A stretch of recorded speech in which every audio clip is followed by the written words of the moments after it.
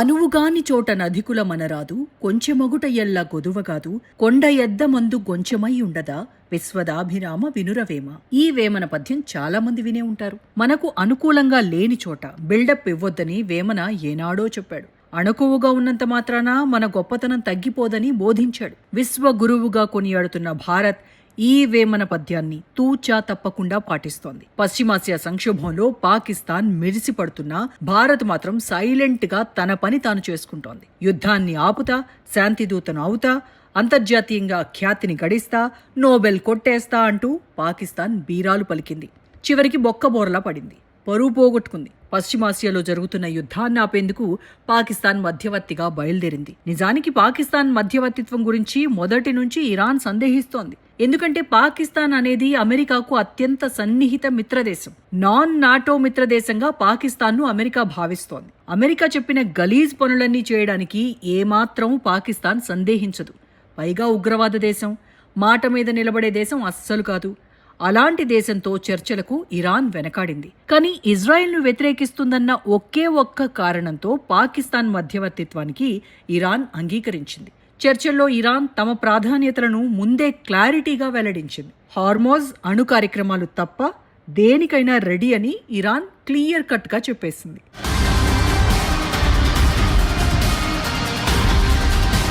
పాకిస్తాన్ మాత్రం మేం చూసుకుంటాం, మీరు రండి అంటూ ఇరాన్ను చర్చలకు ఆహ్వానించింది. తీరా అమెరికాకు అనుకూలంగా వ్యవహరించింది.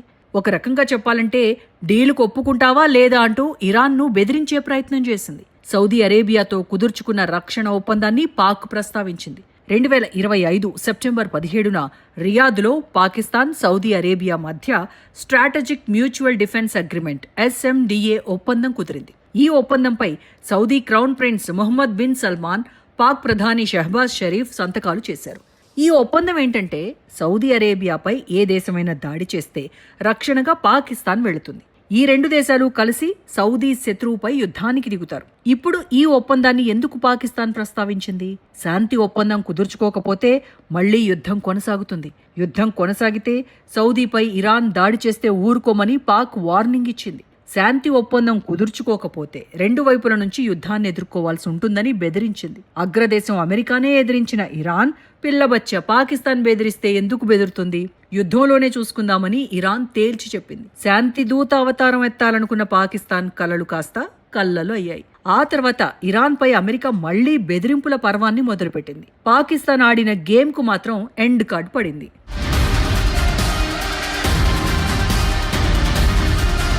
అసలు పాకిస్తాన్కు మధ్యవర్తిగా వ్యవహరించాలన్న ఆలోచన ఎందుకు వచ్చింది? నిజానికి అంతర్జాతీయంగా పేరు పొందాలని పాకిస్తాన్ అంటే ప్రాబ్లం కాదని, సొల్యూషన్ అని నిరూపించుకునేందుకు ఇస్లామాబాద్ తెగ ఆరాటపడింది. కానీ ఇరాన్ ముందు దాయాది దేశం ప్లాన్స్ అట్టర్ ఫ్లాప్ అయ్యాయి. ఇప్పుడు సీన్ మళ్లీ మొదటికొచ్చింది. నిజానికి శాంతి చర్చలు నిర్వహించాలంటే తటస్థ దేశమై ఉండాలి.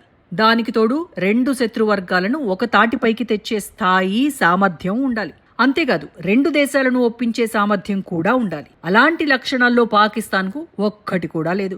అయినా సరే మధ్యవర్తినంటూ ఎగిరెగిరి చివరికి పడిపోయింది. పాకిస్తాన్ పెద్ద ఎత్తున మధ్యవర్తిత్వానికి ప్రయత్నాలు చేస్తుంటే ప్రపంచ దేశాలు భారతదేశం వైపు చూశాయి.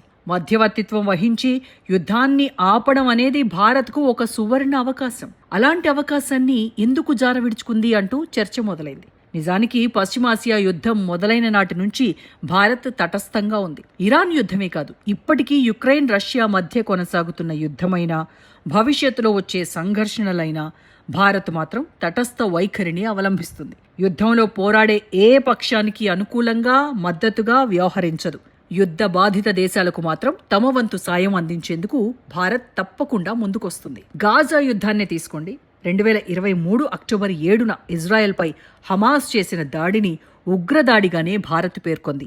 అలానే గాజాకు మానవతా సాయం అందించడాన్ని మానుకోలేదు. పాలస్తీనాను గుర్తించడాన్ని ఇజ్రాయెల్ ఏమాత్రం సహించదు. కానీ ఇజ్రాయెల్ సమస్యకు రెండు దేశాల పరిష్కారమే సరైందని భారత్ పలుమార్లు వెల్లడించింది. యుద్ధం ఏదైనా దేశ ప్రయోజనాలే కీలకమని మోదీ సర్కార్ పదే పదే తేల్చి చెప్పింది. యుక్రెయిన్ యుద్ధం ఆపమని ఏ దేశమైనా రష్యా అధ్యక్షుడు పుతిన్కు సలహా ఇస్తుంది. ప్రపంచంలో తనే సర్వశక్తివంతుడనని భావించే డొనాల్డ్ ట్రంప్నే తీసుకోండి. 2025 ఆగస్టు 15న అలస్కాలో పుతిన్తో అమెరికా అధ్యక్షుడు సమావేశమయ్యాడు. అక్కడ కూడా నేరుగా మీడియా ముందు పుతిన్ నువ్వు యుద్ధాన్ని ఆపు అని చెప్పే ధైర్యం చేయలేకపోయాడు. ఎందుకంటే పుతిన్కు ఆ మాట చెప్పాలంటే ధైర్యం ఒక్కటే సరిపోదు, దమ్ము కూడా ఉండాలి. 2022లోనే అంటే యుక్రెయిన్ యుద్ధం మొదలైన ఏడాదిలోనే పుతిన్ కళ్లల్లోకి నేరుగా చూస్తూ యుద్ధాన్ని ఆపు అని చెప్పిన ఏకైక దేశాధినేత ప్రధాని నరేంద్ర మోదీ. నేటి కాలం యుద్ధాలకు తగింది కాదని, ప్రజాస్వామ్యం, దౌత్యం, చర్చల ద్వారానే సమస్యలను పరిష్కరించుకోవాలని మోదీ నొక్కి చెప్పారు. మోదీ ఆందోళనలను తాము అర్థం చేసుకున్నామని, యుక్రెయిన్ యుద్ధాన్ని వీలైనంత త్వరగా ముగించడానికి ప్రయత్నిస్తామని పుతిన్ సమాధానమిచ్చారు.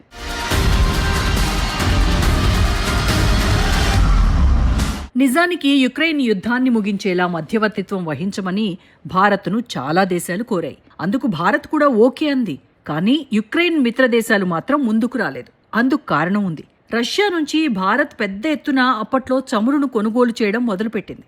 దీంతో యుక్రెయిన్ యుద్ధానికి భారత్ పరోక్షంగా సహకరిస్తుందంటూ అమెరికా, యూరప్ దేశాలు ఆరోపించాయి. వాస్తవం మాత్రం అది కాదు. యుద్ధం కారణంగా రష్యా చమురు కొనుగోళ్లను యూరప్ ఆపేసింది. దీని ప్రభావం పశ్చిమాసియా దేశాల చమురుపై పడింది. ఉన్నట్టుండి చమురు ధరలు పెరిగాయి. ఈ ధరలను అదుపు చేయాలంటే రష్యా చమురును ఎవరో ఒకరు కొనుగోలు చేయాలి. లేదంటే ధరలు మరింత పెరిగి ప్రపంచ ఆర్థిక వ్యవస్థపై పెను ప్రభావం చూపుతాయి. చమురు సంక్షోభం నుంచి ప్రపంచాన్ని గట్టెక్కించేందుకు భారత్ ముందుకొచ్చింది. రష్యా చమురును కొనుగోలు చేసేందుకు ఓకే చెప్పింది. ఈ ప్లాన్ కూడా భారత్ది కాదు, అగ్రదేశం అమెరికాదే. పళ్ళున్న చెట్టుకే రాళ్ల దెబ్బలంటారు కదా, మంచి చేసిన భారత్ పైనే విమర్శలను యూరప్ దేశాలు ఎక్కుపెట్టాయి. చివరికి యుద్ధాన్ని మాత్రం ముగించలేకపోయాయి. ఇప్పటికీ యుక్రెయిన్ యుద్ధం కొనసాగుతోంది. ఇప్పుడు పశ్చిమాసియాకు వద్దాం. పశ్చిమాసియా ప్రాంతం భారత్కు అత్యంత కీలకమైనది. గల్ఫ్ దేశాలతో వాణిజ్య సంబంధాలు బలంగా ఉన్నాయి. అదే సమయంలో ఇజ్రాయెల్తోనూ రక్షణ సంబంధాలను భారత్ కొనసాగిస్తోంది. ఇజ్రాయెల్ అంటే గల్ఫ్ దేశాలకే కాదు, ఇరాన్కు కూడా గిట్టదు. కానీ ఇజ్రాయెల్ రక్షణ సంబంధాలను కేవలం పాకిస్తాన్ యాంగిల్లో మాత్రమే చూసేలా భారత్ ఒప్పించగలిగింది. అందుకే ఉగ్రవాదం విషయంలో ఇజ్రాయెల్కు భారత్ మద్దతుగా నిలిచినా పాలస్తీనా అంశాన్ని వదిలిపెట్టదు. ఈ కారణంగానే భారత్ తటస్థ దేశమని ఇరాన్ నమ్ముతోంది. ఇజ్రాయెల్తో సంబంధాలు రక్షణకే పరిమితమని ఇరాన్ గుర్తించింది. అదీ కాకుండా ఇరాన్తో భారత్కు దశాబ్దాల స్నేహం ఉంది. ఈ స్నేహాన్ని వదులుకునేందుకు ఇటు భారత్ అటు ఇరాన్ కూడా సిద్ధంగా లేదు. తమకు భారత్ వ్యూహాత్మక మిత్రదేశమని తాజా సంక్షోభం సమయంలో ఇరానే స్వయంగా చెప్పింది. ఈ యుద్ధాన్ని కూడా భారత్ మాత్రమే ఆపగలదని అంతర్జాతీయ విశ్లేషకులు తేల్చి చెప్పారు. ఎందుకంటే అటు ఇజ్రాయెల్తో ఇటు ఇరాన్తో సత్సంబంధాలు ఈ ప్రపంచంలో భారత్కు తప్ప మరే దేశానికి లేవు. దానికి తోడు అమెరికాకు భారత్ వ్యూహాత్మక మిత్రదేశం. అన్ని రకాల అనుకూలతలు ఢిల్లీకి ఉన్నాయి. అంటే చర్చల వద్ద ఇరు దేశాలను ఒప్పించే సామర్థ్యం భారత్కు ఉందన్నమాట. కానీ మధ్యవర్తిత్వానికి భారత్ మాత్రం ముందుకు అడుగు వేయలేదు. ఎందుకంటే ఈ చర్చలు సాగవని భారత్కు ముందే తెలుసు. మధ్యవర్తిత్వం అనేది రెండు అంచుల కత్తి. ఒకవేళ చర్చలు విఫలమైతే ఆ ప్రభావం ఇరు దేశాలతో ఉన్న ద్వైపాక్షిక సంబంధాలపై పడుతుంది. ఇరాన్ ఇజ్రాయెల్ శత్రుత్వం కేవలం సరిహద్దు గొడవ కాదు, అది మత సిద్ధాంతపరమైంది.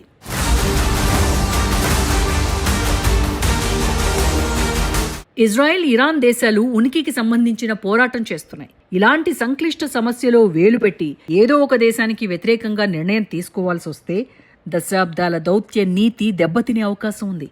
భారత్ ఇప్పుడిప్పుడే ఆర్థిక శక్తిగా ఎదుగుతోంది. ప్రస్తుతం 4వ అతిపెద్ద ఆర్థిక శక్తిగా ఉన్న భారత్ 3వ స్థానానికి చేరుకోవాలని ఆరాటపడుతోంది. ఇలాంటి సమయంలో రిస్క్ తీసుకోవడానికి భారత్ సిద్ధంగా లేదు. నిజానికి పశ్చిమాసియా యుద్ధంతో భారత్కు ఎలాంటి సంబంధం లేదు. దాని ప్రభావం భారత్పై తీవ్రంగా చూపింది.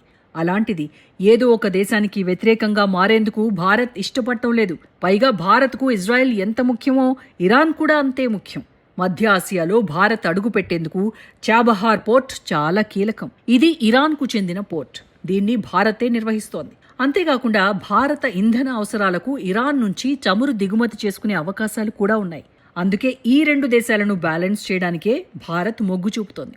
రెండు దేశాలకు సరి సమాన దూరం పాటిస్తోంది. మధ్యవర్తిగా మారితే ఈ సంతులనం దెబ్బతింటుంది. భారత్కు అమెరికా మిత్రదేశమే, కానీ ఇరాన్ పట్ల అగ్రదేశం కఠినంగా వ్యవహరిస్తోంది. ఇరాన్తో చర్చల్లో భారత్ ఏదైనా వెసులుబాటు కల్పిస్తే అమెరికాతో ఉన్న సంబంధాలపై తీవ్ర ప్రభావం చూపుతుంది. అదే సమయంలో అమెరికా చెప్పినట్టు భారత్ వింటే ఇరాన్తో చారిత్రక బంధం తెగిపోతుంది. అందుకే వ్యూహాత్మకంగా భారత్ మౌనాన్ని ఆశ్రయించింది. భారత్ రిస్క్ మేనేజ్మెంట్ వ్యూహంతో కూడి ఉంటుంది. 140 కోట్ల జనాభా ఉన్న దేశాన్ని తొందరపాటు నిర్ణయాలతో రిస్క్లో పడేసేందుకు ప్రధాని మోదీ సర్కార్ ఏమాత్రం అంగీకరించదు. ఒక రకంగా చెప్పాలంటే రిస్క్కు భారత్ ఆమడ దూరంలో ఉంటుంది. సంక్షోభాల సమయంలో సంయమనం పాటించడం, తటస్థ వైఖరిని ఢిల్లీ అవలంబిస్తోంది. ఒకవేళ యుద్ధం చేస్తున్న 2 వర్గాలను భారత్ ఒప్పించగలదని ప్రపంచం భావించినా ఆ 2 వర్గాలు భారత్ను తమ ఏజెంట్గా చూసే ప్రమాదం ఉంది. ఇజ్రాయెల్ దృష్టిలో ఇరాన్కు భారత్ ఎక్కువ ప్రాధాన్యమిస్తుందని భావించొచ్చు. ఇజ్రాయెల్, అమెరికాకే అనుకూలంగా భారత్ వ్యవహరించిందని ఇరాన్ సందేహించొచ్చు. ప్రపంచంలో ఏ దేశమైనా మధ్యవర్తిత్వం వహించాలంటే ఆ ప్రాంతంలో సైనిక, ఆర్థిక ఆధిపత్యం ఆ దేశానికి ఉండాలి. ప్రస్తుతం పశ్చిమాసియాలో చైనా కూడా మధ్యవర్తిత్వం కోసం ప్రయత్నిస్తోంది. భారత్ అనవసరంగా ఈ పోటీలో పడి తన దౌత్య శక్తిని వృధా చేసుకోవాలని అనుకోవడం లేదు. భారత్ ముఖ్యంగా వ్యూహాత్మక స్వయం ప్రతిపత్తికి అధిక ప్రాధాన్యం ఇస్తోంది. అంటే ప్రపంచ సమస్యలను పరిష్కరించడం కంటే దేశ ప్రయోజనాలకు భంగం కలగకుండా భారత్ చూసుకుంటోంది. యుద్ధాన్ని ఆపగల సామర్థ్యం ఉండటం వేరు, ఆ యుద్ధంలో భాగస్వామి కావడం వేరు. ప్రస్తుతానికి భారత్ కేవలం శాంతిని కాంక్షించే స్నేహితుడిగానే ఉండిపోవాలని కోరుకుంటోంది. ఇప్పుడు పాకిస్తాన్ మధ్యవర్తిత్వం విఫలమైంది. ఇరాన్కు వ్యతిరేకంగా వ్యవహరించిందన్న పేరును పాకిస్తాన్ మూటకట్టుకుంది. దీనికి తోడు ఇరాన్ తలుచుకుంటే పాకిస్తాన్ ఆర్థిక వ్యవస్థను సర్వనాశనం చేయగలదు. పాక్ ఆర్థిక వ్యవస్థను ఇరాన్ ఎలా నాశనం చేస్తుంది? ఏ దేశ ఆర్థిక వ్యవస్థకైనా రవాణా వ్యవస్థ కీలకం. రవాణా వ్యవస్థ సజావుగా నడవాలంటే చమురు అవసరం. పాకిస్తాన్ పూర్తిగా చమురును గల్ఫ్ దేశాల నుంచే దిగుమతి చేసుకుంటోంది. హార్మోజ్ జలసంధి నుంచే పాకిస్తాన్కు చమురు సరఫరా అవుతోంది. ఇప్పుడు పాకిస్తాన్ జెండాలతో వెళ్లే షిప్లను ఇరాన్ టార్గెట్ చేస్తే ఇస్లామాబాద్ అత్తలాకుతలమవుతుంది. ఇక చర్చలు విఫలమైన తర్వాత అమెరికా సీరియస్గా రియాక్ట్ అయింది. ఇరాన్ను దారికి తీసుకురావడానికి వెనిజువెలా ప్లాన్ను అమలు చేయడానికి సిద్ధమైంది. ఏమిటి వెనిజువెలా ప్లాన్? దీంతో భారత్కు ఎలాంటి నష్టం వాటిల్లుతుంది? వెనిజువెలాకు ముడి చమురే ప్రధాన ఆదాయ వనరు. అందుకే ఆ దేశం నుంచి చమురు ఎగుమతి జరగకుండా కరేబియన్ సముద్రాన్ని అమెరికా దిగ్బంధించింది. వెనిజువెలా నుంచి వెళ్లే చమురు నౌకలను సీజ్ చేయడం మొదలుపెట్టింది. దీంతో ఆ దేశ ఆర్థిక వ్యవస్థ క్రమంగా కృంగిపోవడం మొదలైంది. చివరికి ఆ దేశ అధ్యక్షుడు నికోలస్ మదురో చర్చలకు ఓకే చెప్పాడు. కానీ డొనాల్డ్ ట్రంప్ మాత్రం చర్చలకు అంగీకరించలేదు. ఆ తర్వాత డిసెంబర్లో మదురోను అమెరికా కిడ్నాప్ చేసింది. ఇప్పుడు ఇదే ప్లాన్ను ఇరాన్ విషయంలో అమలుకు ట్రంప్ సిద్ధమయ్యాడు.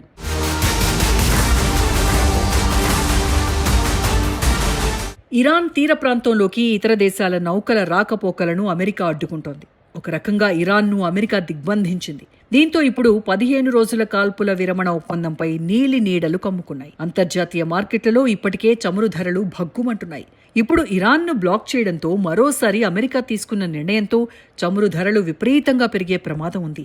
దీనికి తోడు అమెరికా చర్యలపై ఇరాన్ తీవ్ర ఆగ్రహంతో రగిలిపోతోంది. తమ పోర్టులను అమెరికా దిగ్బంధిస్తే Persian Gulf, Gulf of Oman చుట్టూ ఉన్న పోర్టులపై దాడులు తప్పవని ఇరాన్ హెచ్చరించింది. మరోవైపు ఇరాన్పై మళ్లీ దాడులకు అమెరికా, ఇజ్రాయెల్ సిద్ధమవుతున్నట్టు నివేదికలు వెలువడుతున్నాయి. ఈ పరిణామాల నేపథ్యంలో పశ్చిమాసియా నివురుగప్పిన నిప్పులా తయారైంది. ఏ క్షణంలో ఏం జరుగుతుందో అన్న ఆందోళన సర్వత్రా నెలకొంది. ఈ మాత్రం దానికి పాకిస్తాన్ మధ్యవర్తిత్వం చేయడం ఎందుకు? బెళ్లప్పిచ్చుకోవడం ఎందుకు? కొండ నాలుక్కు మందేస్తే ఉన్న నాలుక ఊడిందన్న చందంగా మారింది పాకిస్తాన్ పరిస్థితి. నిన్నటి వరకు దౌత్యం సక్సెస్ అయితే గల్ఫ్ దేశాల్లో అమెరికా వద్ద తన పరపతి పెరుగుతుందని ఇస్లామాబాద్ ఆశించింది. ఇప్పుడు అందుకు విరుద్ధమైన పరిస్థితులు నెలకొన్నాయి. పాకిస్తాన్ దేన్ని హ్యాండిల్ చేయడం చేత కాదని ప్రపంచానికి మరోసారి తన గురించి తానే చాటి చెప్పుకుంది. ఇలా జరుగుతుందని భారత్కు ముందే తెలుసు. అందుకే శాంతి దూత, మధ్యవర్తి వంటి గొప్పలకు భారత్ వెళ్లలేదు. ఎక్కడా ఇరాన్ సంఘర్షణ గురించి ఢిల్లీ చర్చించడం లేదు. మౌనంగా ఉంటూనే యుద్ధంపై తమ ప్రమేయం ఏమిటో, తమ విధానం ఏమిటో ప్రపంచానికి గట్టిగా చెప్పడంలో భారత్ ఆరితేరింది. దౌత్యం, చర్చలతోనే సమస్యను పరిష్కరించుకోవాలని యుద్ధానికి దిగిన అమెరికాకు, ఇరాన్కు భారత్ అధికారికంగా సూచించింది. నిజానికి భారత్ ఎలాంటి రిస్క్ లేకుండా గేమ్ ఆడుతోంది. యుద్ధం ఎప్పటికీ పరిష్కారం కాదని ఢిల్లీ పిలుపునిస్తోంది. యుద్ధంలో పోరాడే ఏ పక్షాన్ని సమర్థించకుండా, మధ్యవర్తిత్వం వహించకుండా జాగ్రత్త పడుతోంది. ఇదే విషయాన్ని భారత విదేశాంగ మంత్రి ఎస్ జయశంకర్ కుండబద్దలు కొట్టారు. పాకిస్తాన్ మాదిరిగా భారత్ అనవసర విషయాల్లో జోక్యం చేసుకోదని తేల్చి చెప్పారు. సాధారణ దౌత్య నిబంధనలను పక్కన పెట్టి పాక్ మాదిరిగా దలాల్గా భారత్ ఉండబోదని జయశంకర్ చెప్పారు. ఇదిలా ఉంటే ఇరాన్ను దిగ్బంధించడంతో భారత్కు కొత్త సమస్యలు తప్పవు. అత్యంత ప్రతిష్టాత్మకంగా భారత్ నిర్మిస్తున్న చాబహార్ పోర్టుకు ముప్పు ఏర్పడుతుంది. ఇక్కడ భారత్ వందల కోట్ల రూపాయల పెట్టుబడులను పెట్టింది. ఇక ప్రపంచంలోని అతిపెద్ద చమురు ఉత్పత్తిదారుల్లో ఒకటి ఇరాన్. అమెరికా దిగ్బంధనంతో చమురు కొరత ఏర్పడుతుంది. క్రూడాయిల్ ధరలు విపరీతంగా పెరగడం ఖాయం. భారత్ తన చమురు అవసరాల్లో 80% పైగా దిగుమతులపైనే ఆధారపడుతోంది. ధరలు విపరీతంగా పెరిగితే దేశంలో పెట్రోల్, డీజిల్ ధరలు పెరుగుతాయి. భారత్లో నిత్యావసర వస్తువుల ధరలు భారీగా పెరిగే ప్రమాదం ఉంది. అంతేకాదు, హార్మోజ్ జలసంధి నుంచి వచ్చే గ్యాస్, చమురు కూడా ఆగిపోతుంది. దీంతో భారత ఇంధన భద్రత ప్రమాదంలో పడుతుంది. ఇప్పటికే ఇరాన్తో చర్చలు జరిపి ఎలాగోలా భారత్ తమ నౌకలను సురక్షితంగా హార్మోజ్ నుంచి బయటకు తీసుకొస్తోంది. కానీ ఇప్పుడు ఇరాన్ను దిగ్బంధించి భారత్తో పాటు ట్రంప్ మరో పిడుగు వేస్తున్నాడు. దీని ప్రభావం ఎలా ఉంటుందో మరో 2 రోజుల్లో తెలియనుంది.